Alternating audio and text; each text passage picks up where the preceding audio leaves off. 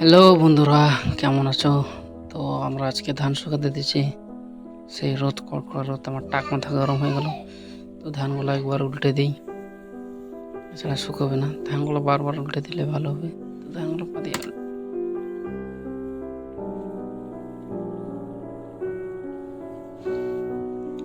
তো আমার ধানগুলা প্রায় সব উল্টানো শেষ হয়ে গেল। তো এখন কেমন শেষ। তারপরে হচ্ছে আবার একবার আছে ধানগুলো উল্টাচ্ছি, মানে যত তাড়াতাড়ি উল্টাবো তত ভালো হবে, ধানটা তাড়াতাড়ি শুকবে। তো তাড়াতাড়ি করে এটাও মিলে দিই। যে রোদ বের করছে একদম কী বলবো, সেই গরমটা দিচ্ছে আজকে, ফাটাফাটি একদম।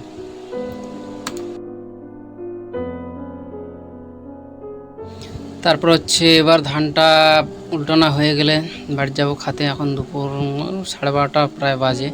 তো খাইতে আসতে হবে আবার। তো বাড়িতে আসে খাওয়া দাওয়া হয়ে গেলো। তো এখন আবার যাব ধানের দিকে, ধান দেখতে হবে। তো গেট খুলতে যাই, দেখি বাইরের দিক থেকে গেটটা লাগিয়ে দিয়েছিলো। তো গেটটা খুলে টুলে আবার বাইরের দিক থেকে গেটটা লাগিয়ে দিলাম। ধানের দিকেই যেতে হবে, গেটটা না লাগালে আবার ছাগল আসে তো বাইরে ঢুকে পড়বে, কী না কী খাবে। তাই জন্য গেটটা লাগিয়ে দিয়ে এখন যাব ধানের দিকে।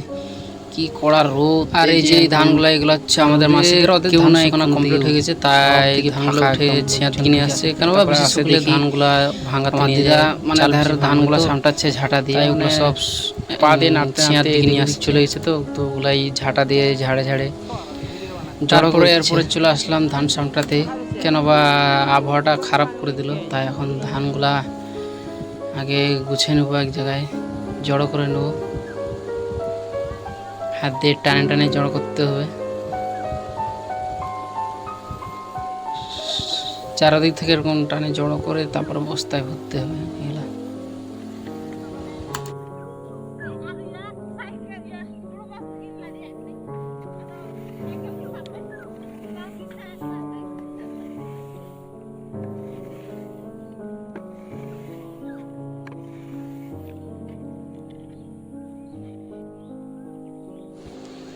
তো আমার ধান জড়ো করা কমপ্লিট হয়ে গেছে, এখন বস্তায় ভরতে হবে, ভরে বাড়িতে নিয়ে যেতে হবে।